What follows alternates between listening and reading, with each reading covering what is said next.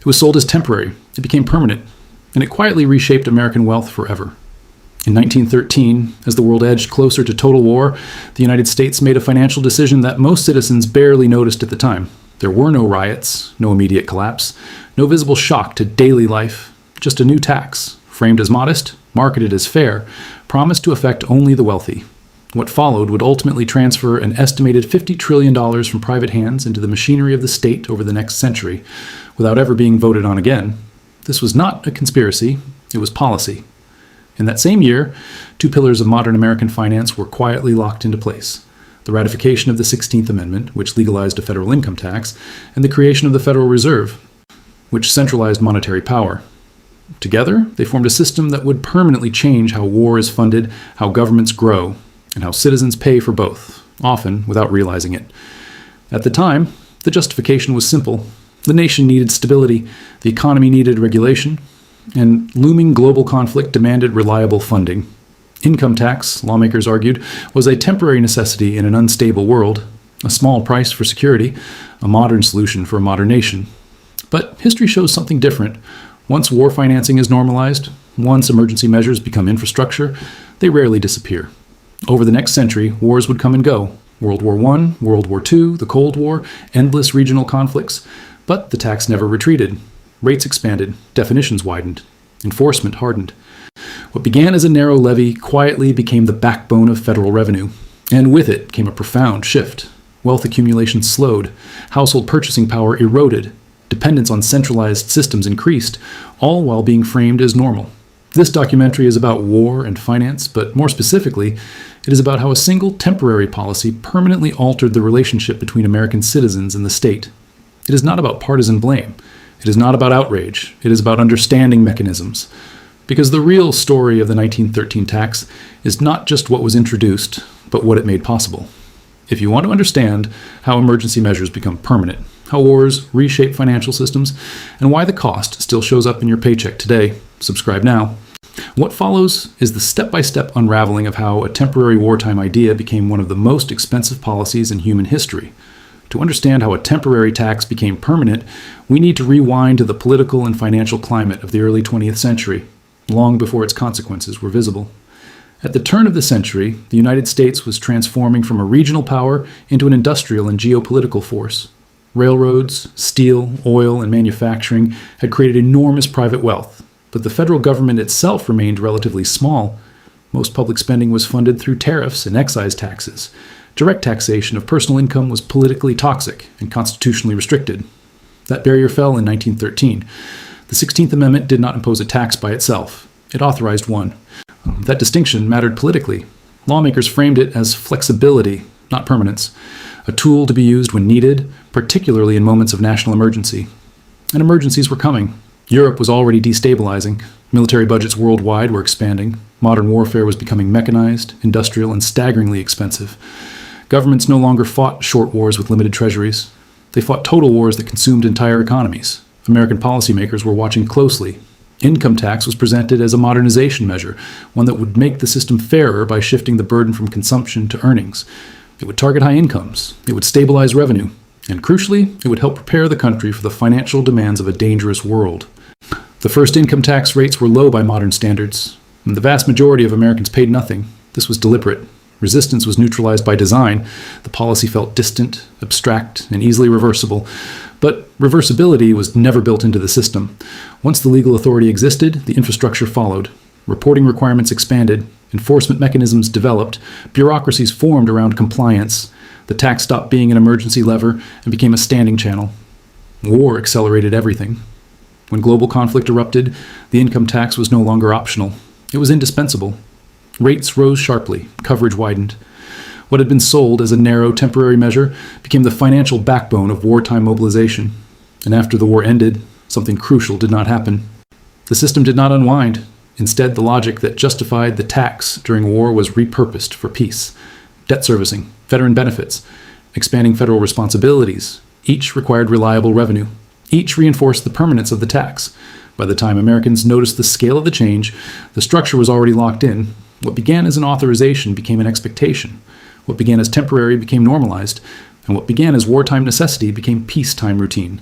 The next step is understanding how this tax reshaped wealth over time, not in dramatic collapses, but through quiet, compounding transfer. That is where the real cost begins to emerge. The true cost of the 1913 income tax did not arrive as a single shock. It arrived gradually, through accumulation. In its earliest years, the tax touched very few people. Rates were low, enforcement was light, the structure appeared harmless. But the design contained a hidden force, compounding extraction over time. This is where the story shifts from policy to consequence.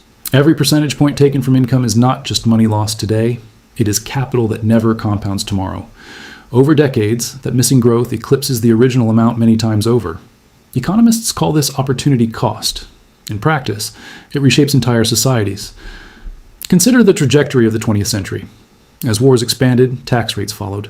World War I normalized mass taxation. World War II institutionalized it. The Cold War justified its permanence. Each conflict widened the base, increased compliance, and embedded income tax deeper into everyday life. What changed was not just how much Americans paid, but how wealth accumulated. Before 1913, wealth formation relied heavily on ownership, land, businesses, production, and retained earnings. After income taxation became permanent, a growing share of economic output was redirected before individuals could reinvest it. The state became a first claimant on labor. Over time, this altered behavior. Risk-taking declined. Savings rates shifted. Dependence on credit increased. As disposable income narrowed, households leaned more heavily on financial intermediaries, banks, pensions, and later markets, to compensate. Wealth moved from direct ownership to managed systems. Control followed. This is where the $50 trillion figure emerges, not as a headline number, but as a cumulative effect. Economists who model long-term income taxation estimate that if even modest tax rates are applied continuously across generations, the foregone private capital formation reaches staggering levels. Trillions not invested, trillions not inherited, trillions not compounding. This was not theft. It was arithmetic. The state did not seize wealth all at once. It skimmed growth year after year, quietly redirecting it toward war financing, debt servicing, and expanding federal obligations. Meanwhile, the public narrative remained stable. Taxes were framed as civic duty, as fairness, as the price of stability. And because the cost was distributed across lifetimes rather than moments, resistance never crystallized. There was no single year when the loss was obvious, just a slow narrowing of what was possible. This is why the tax endured. Not because it was temporary, but because its impact was incremental. The next question is unavoidable.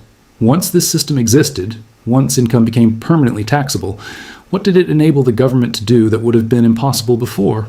The answer takes us directly into the machinery of modern war finance. Once income became a permanent revenue stream, war itself changed. Before 1913, American wars were constrained by finance. Governments had to borrow aggressively, raise tariffs, or issue bonds that depended on public confidence. Wars were expensive precisely because the state had limited visible ways to pay for them. Income tax removed that constraint. For the first time, the federal government had direct, recurring access to the productive output of the population, not just during emergencies, but every year. That single change transformed war from a fiscal shock into a manageable budget line. The proof arrived almost immediately. When the United States entered World War I, income tax rates were raised sharply. What had once affected a narrow elite now reached deeper into the population. Compliance was framed as patriotism. Payment became synonymous with loyalty. War bonds supplemented the effort, but income tax became the anchor. This model never reversed. World War II institutionalized it. Military spending exploded to levels previously unimaginable. Entire industries were mobilized. Millions were deployed. And the financial system absorbed it, not because the wars were cheaper, but because taxation made them sustainable. From that point forward, war finance no longer required immediate public sacrifice in the form of visible deprivation. It required payroll withholding. That mechanism matters. Withholding detached the psychological cost of war from its financial reality. Money was removed before it was felt. The connection between conflict and personal loss blurred. War became administratively affordable, even when it was strategically questionable. This shift also expanded the federal state. Permanent war readiness required permanent institutions, intelligence agencies, defense contractors, logistics networks, foreign bases. Income tax funded all of it, not temporarily, but structurally. Debt layered on top. Taxation made debt service reliable. Bond markets trusted repayment because income tax guaranteed cash flow. This allowed wars to be financed not just with taxes, but with borrowed future taxes. The cycle reinforced itself. This is how a temporary tax reshaped geopolitics. Wars no longer had to be short. They no longer had to be decisive. They no longer had to be paid for immediately. They could be managed. Critically, this did not require malicious intent. It required capability. Once the system existed, political incentives aligned around using it. Emergencies justified expansion. Expansion normalized permanence. The cost accumulated quietly. Every conflict added obligations. Every obligation justified revenue. Every revenue stream entrenched the system. This is why the income tax cannot be separated from modern warfare. It is not just a funding mechanism, it is an enabler. But this raises an uncomfortable counterpoint. If income tax made war sustainable, it also funded unprecedented prosperity, highways, infrastructure, research, and social programs. Many argue that the trade-off was worth it. That argument deserves serious examination. Supporters of the 1913 income tax argue that focusing only on cost misses the larger picture. According to mainstream economic analysis, permanent taxation enabled something unprecedented: state capacity at scale. With predictable revenue, governments could plan long-term. Infrastructure could be built decades ahead. Scientific research could be funded without private risk constraints. Social safety nets could be institutionalized rather than improvised. From this perspective, income tax was not a burden, it was a foundation.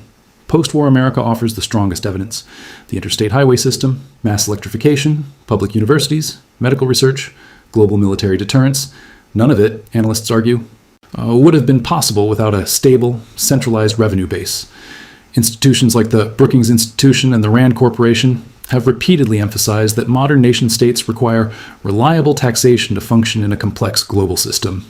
Tariffs alone cannot fund air forces, intelligence agencies, or nuclear deterrence. Voluntary contributions cannot sustain social insurance at scale. From this view, the income tax did exactly what it was designed to do. It stabilized governance. It reduced fiscal volatility. It allowed the United States to project power globally. And for much of the 20th century, it coincided with rising living standards. Real wages increased. Home ownership expanded. The middle class grew. To many economists, this correlation is not accidental. Public investment, funded by taxation, created conditions for private growth. But this is where the analysis becomes more complex, because the same system that enabled prosperity also changed who controlled capital allocation. As taxation expanded, decision-making shifted from individuals to institutions. Governments chose priorities. Bureaucracies selected projects. Central planning increased, not in ideology, but in practice. Critics argue that this introduced inefficiencies that are hard to measure but impossible to ignore. Money spent politically is not always spent productively. War spending does not compound like private investment. Debt-financed expansion pushes costs forward rather than eliminating them. Even some mainstream analysts acknowledge the trade-off. According to long-term fiscal studies, once government spending exceeds certain thresholds, returns diminish, growth slows, complexity increases, administrative overhead expands faster than output. This does not invalidate the benefits, but it reframes them. The question is no longer whether income tax funded progress.